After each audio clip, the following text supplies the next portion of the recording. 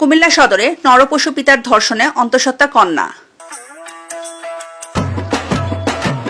আপনারা দেখছেন SM TV. নিজের ঘর, পরিবারের সদস্য, পিতা ও স্বজনদের কাছে যদি কন্যা ও নারীরা নিরাপদ না থাকে, তবে কোথায় তারা নিরাপদ? পৃথিবীতে সন্তানের সবচেয়ে বড় আশ্রয়স্থল হলো পিতা, আর সে পিতাই যদি হয় ধর্ষণকারী, তবে কার কাছে আশ্রয় নেবে সন্তান?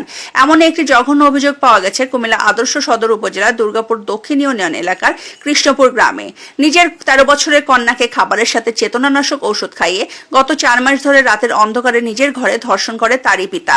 এই ঘটনায় এলাকায় ব্যাপক চাঞ্চল্যের সৃষ্টি হয়েছে। সমস্ত পিতার মুখে কলঙ্ক লেপনকারী নরপশু এই ধর্ষক কাজী আলমের বিরুদ্ধে ধর্ষণের অভিযোগ করেছে তারই কন্যা, বিএ মুসলিম হাই স্কুলের 8ম শ্রেণীর মেধাবী ছাত্রী।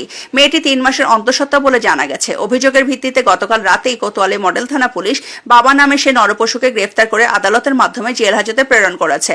লম্পট কাজী আলম পেশায় একজন ট্রাক চালক।